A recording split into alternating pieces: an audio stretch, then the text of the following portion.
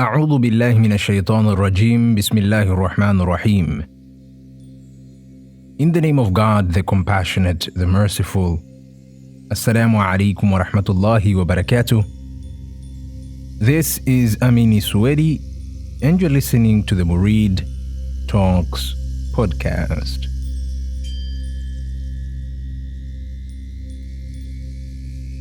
Welcome back again to another episode of the podcast. And in today's episode, we'll be attempting to answer the question, when did God begin to create? Well, this question has taken many forms, such as, what was God doing before he created the universe or the cosmos? What was the condition of God before creation? What was it like for God to be without creation? And I believe this question is a result of a certain lack of metaphysical understanding. How so, you might ask?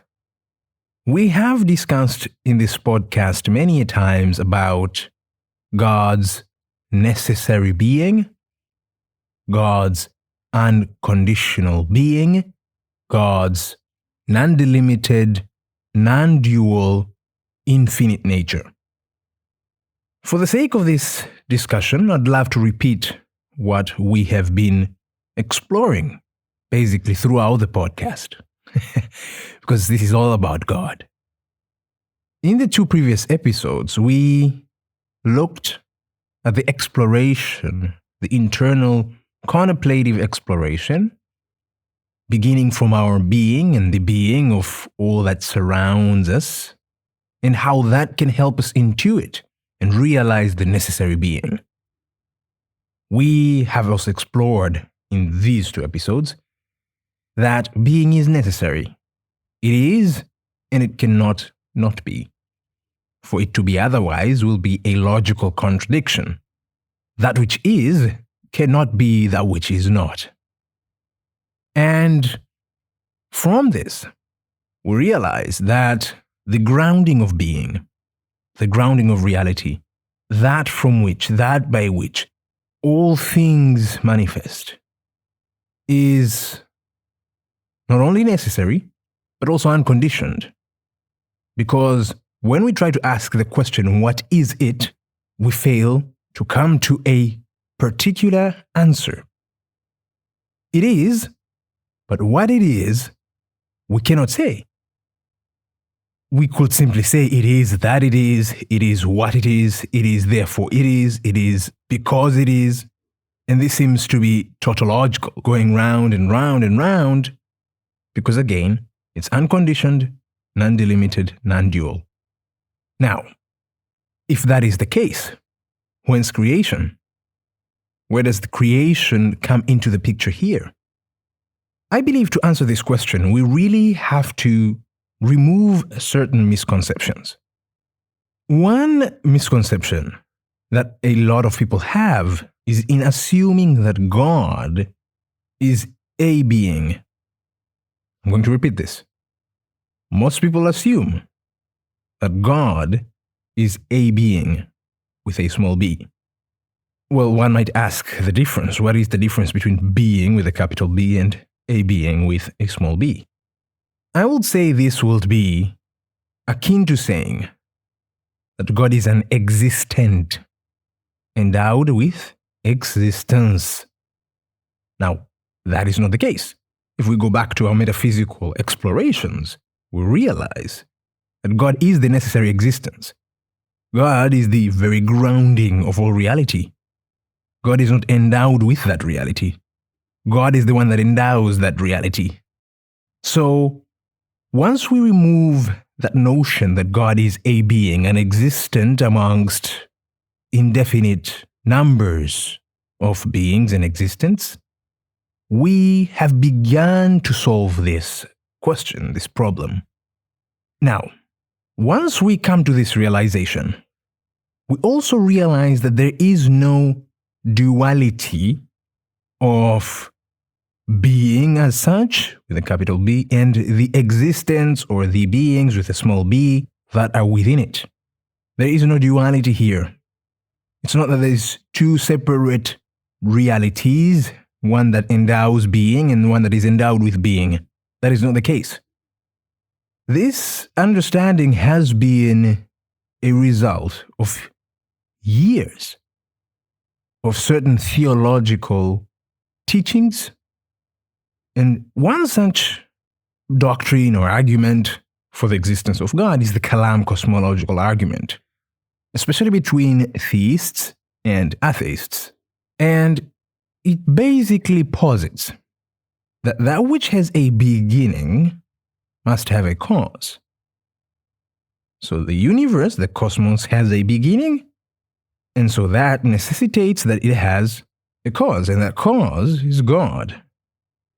And that cause does not have a beginning, so it does not need a cause, and so it is everlasting, it is eternal. So the argument goes. But this argument is quite problematic because of its premise. That which has a beginning must have a cause. And this assumed beginning, for most theists, is a temporal beginning. That the universe began to exist sometime in the past. But I'll attempt to show you why this understanding is erroneous. What is time? Well, from our experience, we could say time is the succession of moments, of instants, and that succession of moments, of instants, gives us the experience that there are moments that have passed, there is the moment that we are in now, and there are moments that will come. So past, present, future. Now this experience also makes us assume that if we go back in time, we will arrive at a certain point zero. But I'll also try to show that this is another erroneous understanding. First of all, time is a condition of this material universe that cannot be detached from this universe. It is a condition that actually, without which, we cannot have the material universe. So there's three conditions that come together to give us this experience of the material universe. There is space, time, and matter. Matter is that by which all material bodies, all material forms are made of. But okay, we have the material forms, we have the material bodies. Where are they? You have space. So space is the measure of the extension of these material bodies. It is where these bodies are situated. Now, with space, you also have time. And these two conditions are quite correlative, complementary. And so, within space, you have the simultaneity of the material forms, of the material bodies. But to be able to experience the change of these bodies, because that's also a potential within these bodies, you have time. So time measures the succession of the changes of these bodies. And so time is a measure of motion, change and motion here being interchangeable. And so, again, space, simultaneity, time, succession. Without space, you wouldn't have the continuity of these material bodies. Without time, we wouldn't be able to experience the change or the motion. Now, without all these three conditions being together, you cannot have what we call the material universe. So we cannot say that there was a time when this material universe wasn't here. I'm going to repeat this. We cannot say that there was a time when this material universe wasn't here. Because to assume so would be to assume that there was a time before time. And the question is, if there was a time before time, what was that time measuring? What change was it measuring? And if we assume that there was another universe in which the time was being measured, okay, then that means that also had a beginning in time, And then there was another universe. And another, and another, and another, ad infinitum. One could argue for the indefinite regress of universes, but that doesn't really solve our problem of creation. Because if there's an indefinite regress, what about our concept of creation? Well, number one, I don't find that there's any problem with that indefinite regress and creation. Because for me, creation is not an act in time. God did not begin to create the universe. God creates the universe now. This is an eternal act. God endows all things with his being now. Not yesterday, not tomorrow, because all of these are illusions created by the condition of time in this material, spatial, temporal universe. So, what we assume is the past and what we assume to be the future are merely simultaneous moments that exist in eternity, but our condition of temporality makes us assume that we are going from one moment to the next. So our consciousness, this limited human consciousness, is bound by the temporal condition, without which it wouldn't be part of this material universe. And so, once we take out the temporal condition, we really do have to take out the spatial condition and the material condition. So, without time, we wouldn't have space, we wouldn't have matter. Going back to the idea of the beginning, this has created a great conundrum, because if we read the divine scriptures, we get some sort of a beginning. For example, in the Old Testament, or the Tanakh, the Torah, we have Bereshit, which is the Hebrew for Genesis. The first verse, Bereshit bara Elohim aeth hashamayim wa aeth haaretz. In the beginning, God created the heavens and the earth. We also have in John 1:1, enarche. In the beginning was the Logos, and the Logos was with God, and the Logos was divine. Does this not denote a beginning? That the heavens and the earth began at a certain moment in time?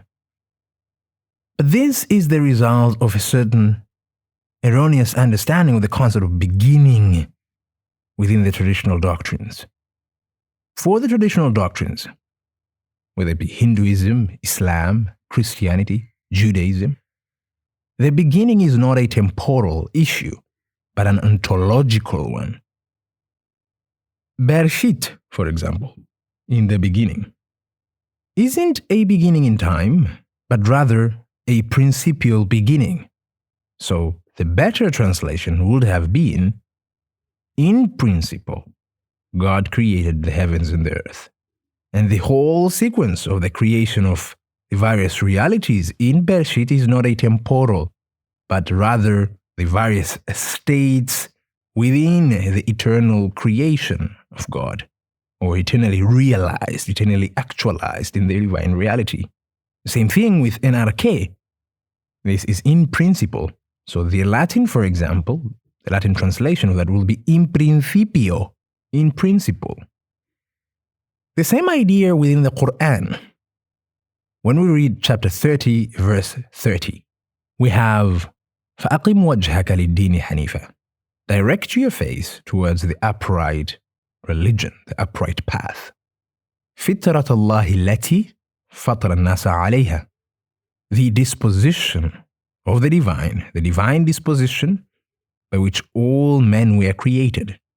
And of course, by extension, all things were created by the divine disposition, by the divine fitra, the divine nature. لا تبديل لخلق الله. There is no change in the creation of God. ذلك الدين القيم. This is the upright path, the upright religion. ولكن أكثر الناس لا يعلمون. But most people do not know. So number one, all things are created by the divine nature, by the divine disposition, by truth.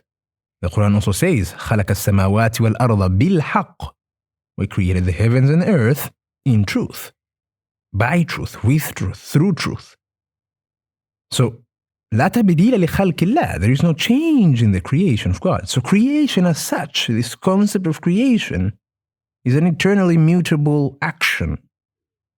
It is the divine command, kun fayakun, be and it is. There is no moment where God began to say, be and it is. God is always saying, uttering, commanding, be and it is. And there will be no moment when God stops to utter, be and it is.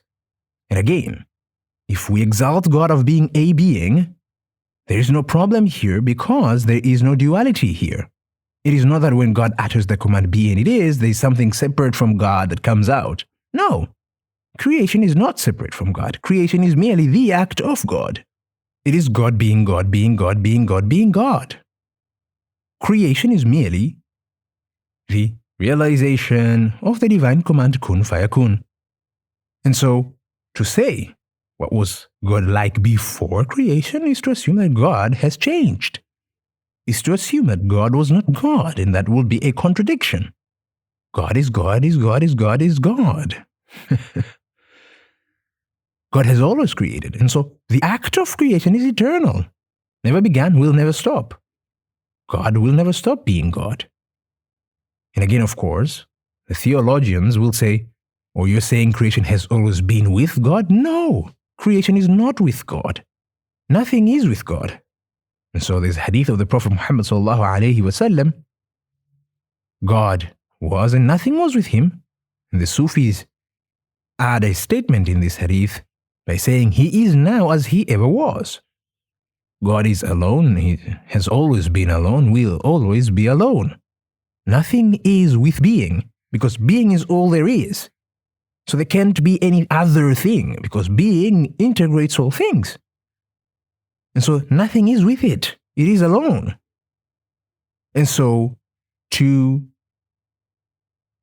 realize an eternal universe, an eternal cosmos, isn't problematic because that universe is not with God. It is merely a manifestation of God, the realization of God's name, al-Zahir, the manifest.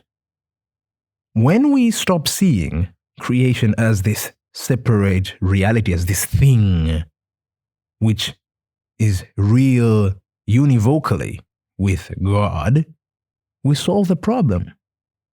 Creation can never be with God because it is merely a set of conditions that are applied upon being, which is unconditioned, non-delimited. And these conditions, one might ask, where do they come from? Are potentials within being itself.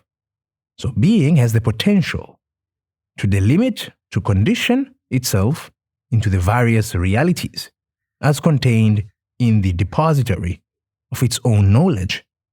So by virtue of being knows itself, realizes itself, actualizes itself eternally. And by virtue of that, we have creation. To conclude, we have to begin with exalting God from being a being, from being an existent. God is the necessary existence. God is the necessary being. God is the necessary reality, the grounding by which all things be, the grounding of all reality. God is not a thing. God is that by which all things come to exist. And by that we have God being God, the necessary being, and by it being itself, all potential in it is actualized now. But because our consciousness is bound by the temporal condition, or I would say the spatial, material, temporal condition, we assume that all things happen in succession, but that's not the case. All things are found, witnessed, realized in the eternal now, but our temporal conditions makes us see things in motion, and this motion entails a change, and the change entails temporality, of course. So that condition is just being itself as well. Might seem very secular, but that is the case. It's being itself. And everything is being itself in being. Again, because it's all founded in it. So I hope I was able to help with this question and shed a little bit of light on certain erroneous arguments concerning the divine reality and the nature of creation. Until next time, I bid you farewell and a lovely day. Assalamu alaikum wa rahmatullahi wa barakatuh.